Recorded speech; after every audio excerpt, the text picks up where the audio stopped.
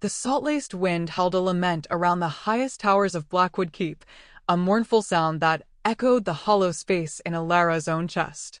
It had been 6 weeks since her wedding night. 6 weeks since the Alpha Queen of Valeriana had claimed her, marked her, and vanished with the morning mist that clung to the jagged cliffs below. Now, a new secret curled in her belly, a life that was both a miracle and a death sentence. She was carrying the Queen's heir, and the Queen was gone. Alara stood before the immense mullioned window in her chambers, the chambers that had belonged to Queen Lyra. The glass was cold against her trembling fingertips, a stark contrast to the burgeoning warmth within her. Outside, the sea crashed against the rocks, a relentless, churning gray that mirrored the turmoil of her thoughts. She had been a daughter of a minor house, a political pawn traded for border security, sent to marry a woman she had never met. Queen Lyra was a legend, a whispered name synonymous with ruthless power and unnatural strength, the last of a bloodline said to be blessed or cursed by the old gods. Alara had expected a tyrant, a cold-hearted monarch who would take what was required of her and cast her aside. The reality of her wedding night had been something else entirely. Lyra had been formidable, yes. Her presence filled the cavernous bedchamber, her silver eyes holding an unnerving intensity that seemed to see past Alara's carefully constructed composure. But beneath the crown and the mantle of power, there had been a flicker of something else. A profound loneliness, a weariness that settled deep in the lines around her eyes. When the time came for the marking, Alara had braced for pain. Instead, Lyra's touch had been surprisingly gentle. She had traced the skin over Alara's collarbone, her fingertips leaving a trail of heat before she leaned in, her breath warm against Alara's neck. The bite had been sharp, a swift sting of possession, but it had been followed by a soothing balm of power, a flood of energy that had left Alara breathless and tethered to the Queen in a way she could not comprehend. A swirling, silver mark, like a coiled dragon, now rested permanently on her skin, a constant reminder of a bond forged and then broken in the space of a single night. That night, Lyra had held her, not with the passion of a lover, but with the desperation of a drowning woman clinging to a raft. She had spoken little, murmuring fragmented phrases into Alara's hair about shadows and debts, words that made no sense then and haunted her now. In the pre-dawn light, Alara had woken to find the other side of the bed cold. The Queen's scent, ozone, winter pine, and something uniquely hers lingered in the linens, but Lyra herself was gone. No note. No word of explanation to her new bride, her queen consort. Just an echoing silence and a castle that held its breath. Now, that silence was being filled by the whispers of the royal council. They were sharks circling blood in the water. Leading them was Lord Valerius, the Queen's chancellor, a man whose polished civility was a thin veneer over a core of cold ambition. He had been polite, deferential even, but his eyes were chips of obsidian, constantly assessing her. He and the others saw her not as their queen, but as a foreign complication. And her pregnancy, once confirmed, would make her either their most valuable asset or their most pressing threat. A soft knock came at the door, pulling her from her reverie. "Your Grace," a quiet voice called. It was Maeva, the elderly servant who had been with Queen Lyra since she was a child. Of all the faces in this cold, stone fortress, hers was the only one that held a glimmer of genuine kindness. "Enter, Maeva," Alara said, turning from the window and smoothing the dark velvet of her gown. Maeva entered, her movements quiet and efficient as she carried a tray with a steaming cup of herbal tea. Her face was a roadmap of wrinkles, her eyes a pale, watery blue, but they missed nothing. "Lord Valerius has convened the council, Your Grace. He requests your presence." The summons was expected. "Of course," Alara said, her voice steadier than she felt. "He is so very diligent in his duties." Maeva set the tray down on a small table. "He is a man who enjoys the shape of power, Your Grace. He wears it like a well-tailored coat." She lowered her voice, her gaze flicking towards the heavy oak door. "Be wary. They speak of appointing a regent. They say the Queen is lost. Some even dare to whisper dead. The word struck Alara like a physical blow. Lost. Dead. Her hand flew instinctively to the mark on her collarbone. It was a faint, silvery shimmer against her pale skin. Sometimes, in the dead of night, she thought she could feel a phantom echo through it, a distant thrum of life, a surge of emotion that was not her own. It was faint, a dying ember, but it was there. Lyra was not dead. She couldn't be. She is not dead, Alara stated, the conviction in her own voice surprising her. The bond, this strange, indelible mark, told her so. Maeva's expression softened with something akin to pity. I pray you are right, Your Grace. For your sake, and for the air you carry. Alara's breath hitched. You know, I have served the women of this line my entire life, Maeva said gently. I know the signs. The Queen's blood runs strong. It quickens life where it is planted. She stepped closer, her voice barely a whisper. Which is why you must be careful. That child is the future of Valeriana. There are those who would seek to control it. And its mother. The council chamber was as cold and imposing as the men who occupied it. A great hearth stood at one end, but the fire within did little to warm the stone walls or the glacial atmosphere. Lord Valerius sat at the head of a long, dark wood table, flanked by stern-faced lords whose loyalty, Alara suspected, was to their own ambitions first and the crown second. They all rose as she entered, a display of respect that felt utterly hollow. Your Grace, Valerius said, his voice a smooth baritone. Thank you for joining us. We are, as you can imagine, gravely concerned.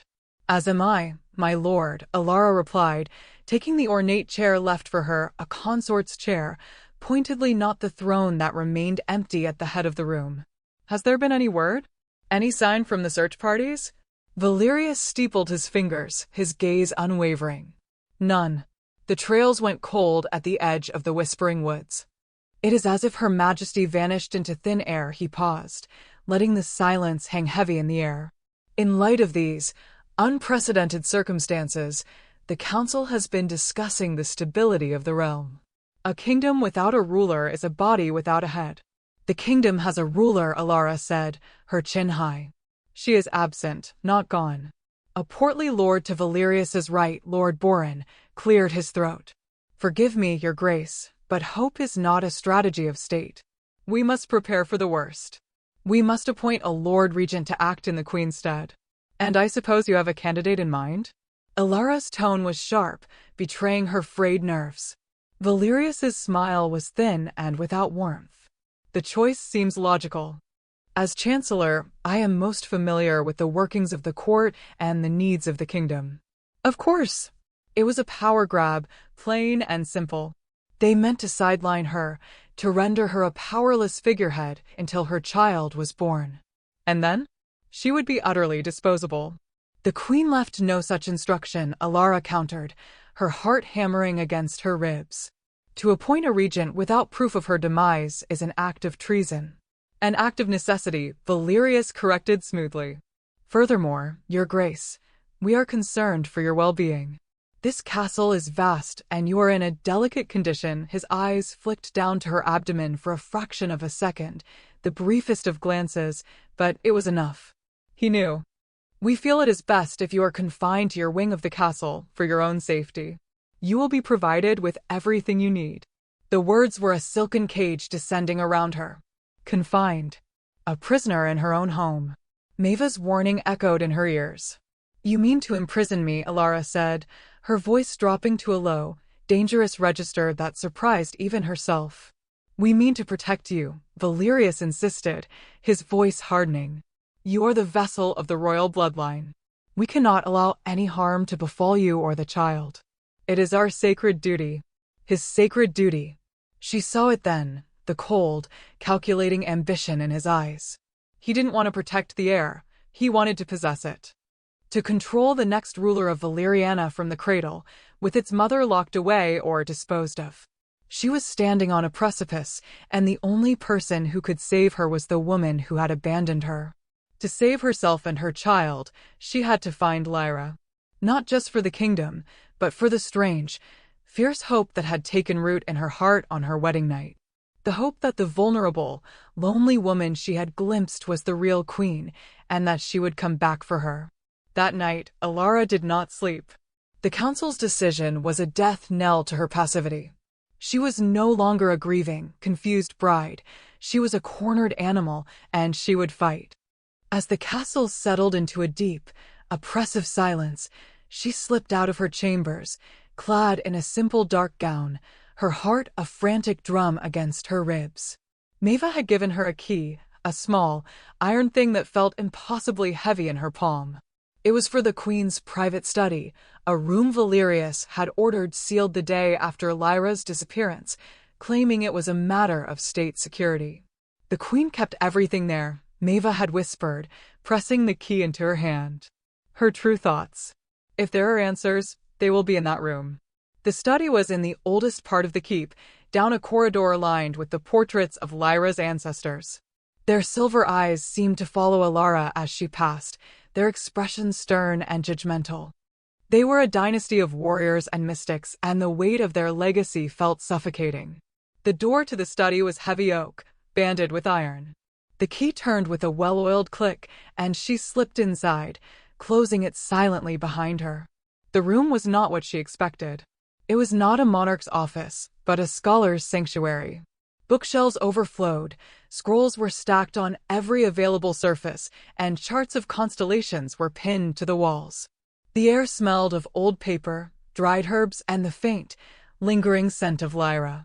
A massive desk dominated the center of the room, its surface surprisingly clear save for a single, leather-bound journal. Alara's hands trembled as she reached for it. This felt like a profound violation of privacy, yet it was a necessary one. She opened it to the last entry, dated the day of their wedding. The script was elegant, yet sharp, as if written with great urgency.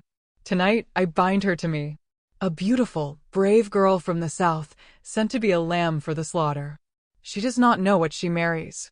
She marries not just a queen, but a curse. The shadow in my blood grows stronger. The poison Valerius so subtly administers takes its toll. He thinks I do not know. He thinks my senses are dulled, but I feel it, a creeping cold that leeches my strength. He is of the forgotten line, the usurpers my ancestors cast out, and he means to finish what they started. He will not stop at me. He will come for her, for the child she will inevitably carry. Our bloodline always takes root. My only choice is to sever the branch to save the tree. I must leave. I will draw the shadow away from her, lead them on a false trail. There is a place, an old place of power, where I might find a cure for this poison, where I can regain my strength. But it means leaving her alone, unprotected. The mark will be our only link. I pray it is enough. I pray she is strong enough. I am gambling the entire future of my line on the strength of a woman I have only just met. May the old gods forgive me. Alara sank into the queen's chair, the leather cool against her skin. The words were a revelation, a sudden, blinding light in the darkness of her confusion. Lyra hadn't abandoned her. She had fled to protect her. The coldness, the distance, it had all been a shield. And Valerius, he wasn't just an ambitious politician. He was a traitor, a poisoner, an enemy of the crown hiding in plain sight. The shadow Lyra wrote of was his lineage, his quest for revenge. A cold dread washed over Alara.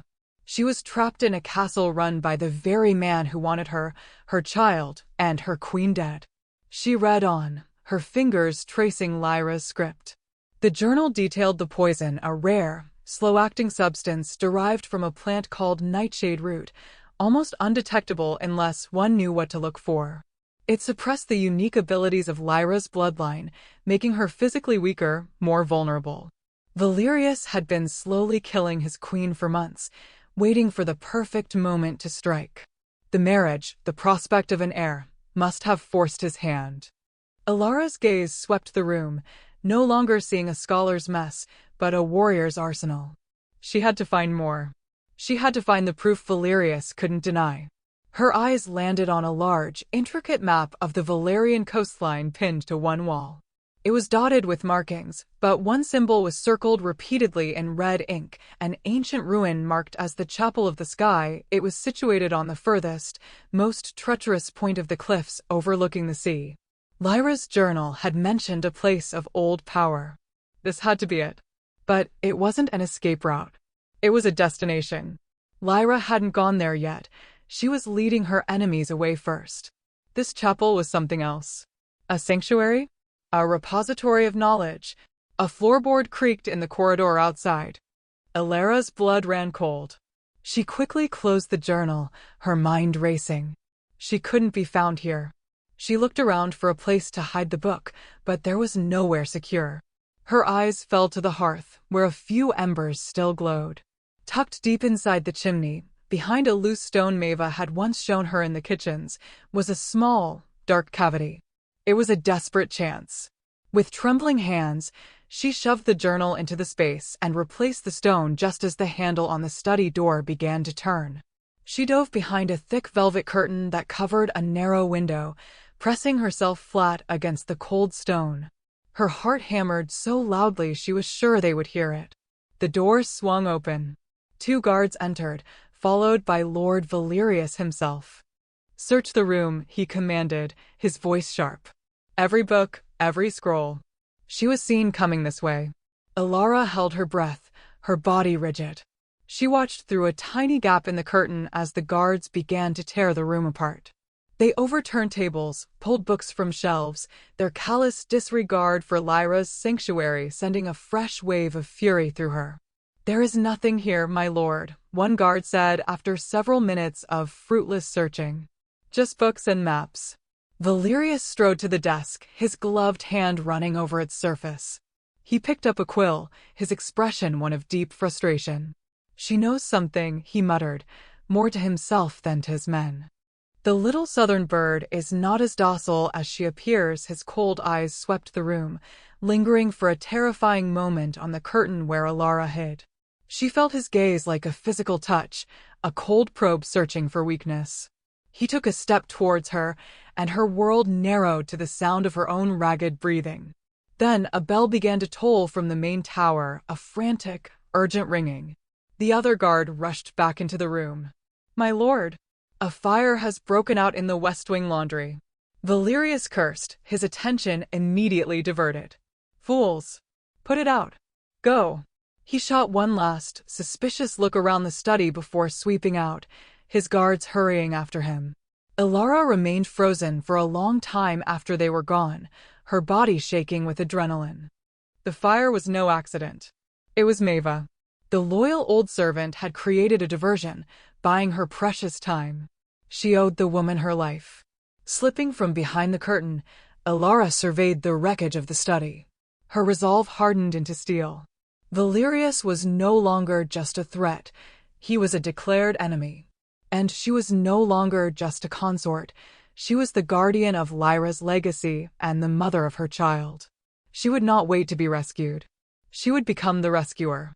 Over the next few days, Ilara played the part of the docile, compliant consort perfectly. She allowed herself to be confined to her wing, accepting the guards at her door with a quiet grace that seemed to lull Valerius into a false sense of security. He believed he had her contained, a bird in a gilded cage. But every night while the castle slept, she worked.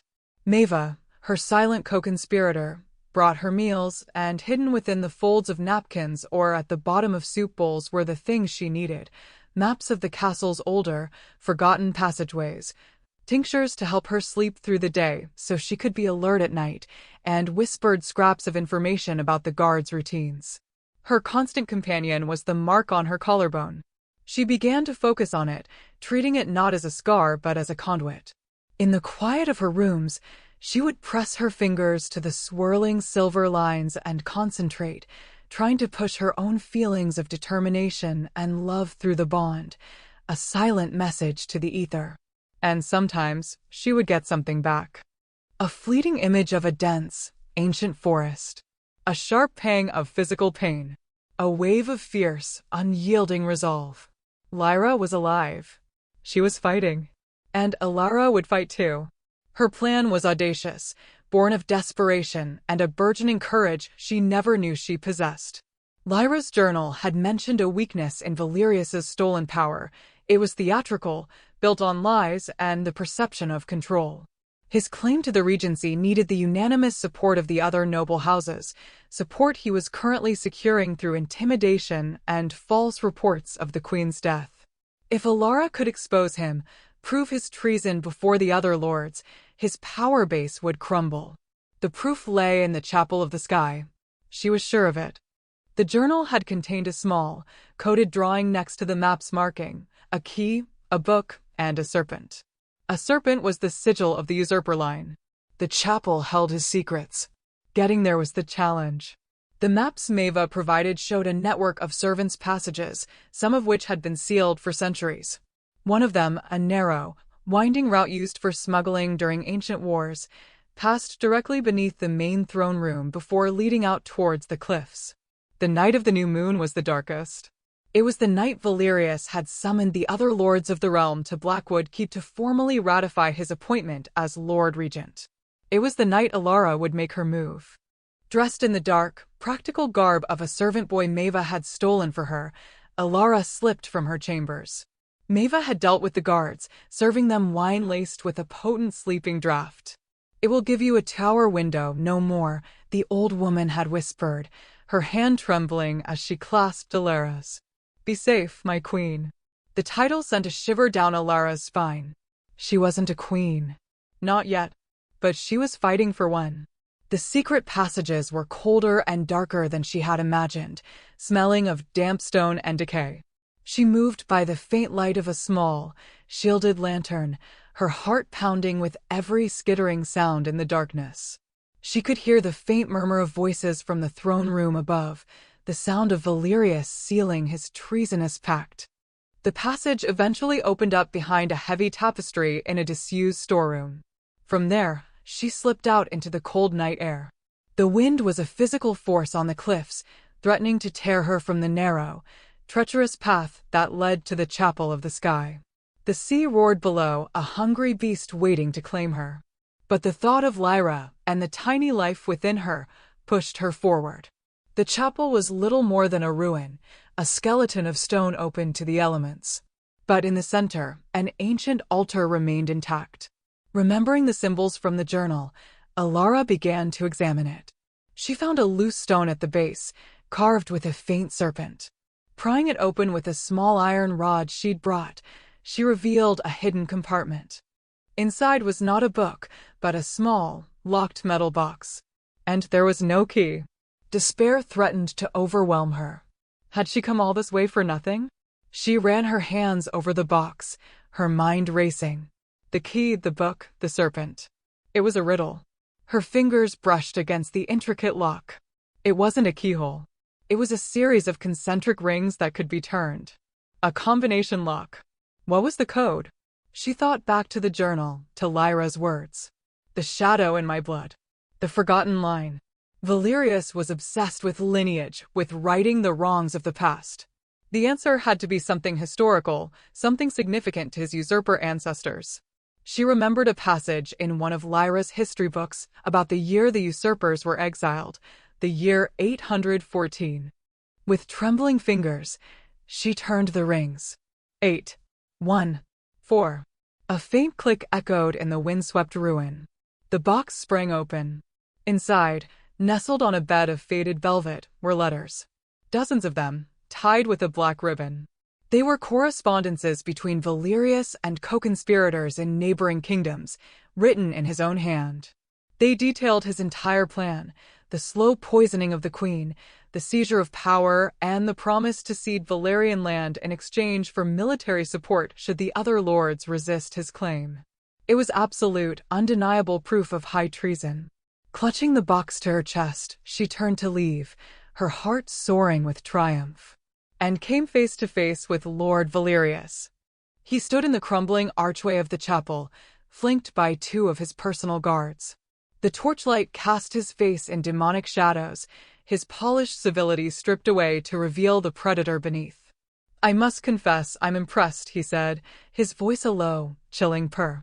"I underestimated you." A foolish mistake. It's over, Valerius, Alara said, holding the box up. I have the proof. Everyone will know what you are. He laughed, a harsh, ugly sound that was swallowed by the wind. Proof? My dear girl, you are a hysterical, pregnant foreigner found wandering the cliffs in the dead of night. I am the Lord Chancellor, the pillar of this kingdom. Who do you think they will believe? He took a step forward. Give me the box. I will even allow you to live out your days in comfortable seclusion. Your child will be raised as befits its station. You will never see it, of course, but you will know it is safe. Never, she spat, backing away towards the cliff edge. So be it, he said with a sigh of feigned regret. A tragic accident. The grieving consort, overcome with sorrow, threw herself from the cliffs. A sad, but fitting, end to this unfortunate chapter. He nodded to his guards. Take it from her. They advanced, their swords drawn. Alara was trapped. The roaring sea was behind her, and certain death was in front of her. She clutched the box, her mind racing for an escape that wasn't there. As the first guard reached for her, a searing pain erupted from her collarbone. It wasn't the dull ache she was used to, it was a blinding, incandescent fire. The silver mark glowed through her tunic, casting an ethereal light. She cried out, more from shock than pain, as a wave of immense power, not her own, surged through her. It was an agony of presence, a desperate, clawing return. She felt Lyra's fury, her terror for Alara's safety, her raw, untamed power flooding the bond between them. The air itself seemed to crackle with energy. A shadow detached itself from the deeper darkness of the cliffside, coalescing into a human form. Queen Lyra stood there, not as the polished monarch Alara remembered, but as something wilder, more primal. Her silver hair was unbound, whipping in the wind. Her eyes glowed with a faint, dangerous light. She was thinner, paler, and a dark gash marred one arm, but she was radiating an aura of pure, unadulterated fury. Get away from her. Lyra's voice was a low growl, the sound of an avalanche starting high in the mountains. Valerius stumbled back, his face a mask of disbelief and fear. You're supposed to be weak. Dying. Reports of my death have been greatly exaggerated, Lyra said, her gaze locked on the guards who stood frozen between her and Alara. I simply needed to purge a certain poison from my system. And from my court. She moved then, not with the measured grace of a queen, but with the lethal speed of a predator. She disarmed the first guard with a brutal efficiency that was terrifying to behold, his sword clattering on the stones. The second lunged, but Lyra was already there, her movements a blur. He crumpled to the ground with a groan. Valerius, his face pale with terror, drew his own sword. You are still weak. One woman against me. She is not alone, Alara cried out. From the path leading back to the castle, more lights were appearing. A column of the royal guard, the ones whose loyalty was to the crown, not the chancellor, were charging towards them, led by a determined Maeva holding a torch high. She had rallied the loyalists. The game was up. Valerius saw it too. His eyes darted between the advancing guards and the furious queen. With a snarl of desperation, he lunged not at Lyra, but at Alara, grabbing her, pulling her against him with his sword to her throat. Stay back, all of you, or the consort and the heir die now. The world stopped. Lyra froze, her face a mask of pure anguish. Alara could feel the cold steel against her skin, smell the sour scent of fear on Valerius. Let her go, Valerius, Lyra said, her voice shaking with controlled rage. There is nowhere left for you to run. I will take you all with me, he shrieked, his composure shattered. In that moment of distraction, as his eyes flicked towards the approaching guards, Alara acted. She stomped down hard on his instep with her heel, and at the same time, slammed the heavy metal box she still clutched backwards into his face. The blow was clumsy but effective. He roared in pain, his grip loosening for a fraction of a second. It was all Lyra needed. She crossed the distance in 2 long strides, and with a precise, powerful strike, she slammed the hilt of her captured sword into Valerius's temple. He collapsed, unconscious, dropping his sword and releasing Alara. Alara stumbled forward, right into Lyra's arms. The queen held her tight, her body trembling with the aftermath of battle and fear. "Are you hurt?" Lyra whispered, her voice rough with emotion as her hands roamed over Alara's arms, her face, her belly.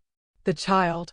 "We're safe," Alara breathed, burying her face in Lyra's shoulder, inhaling the familiar scent of pine and ozone. "You came back."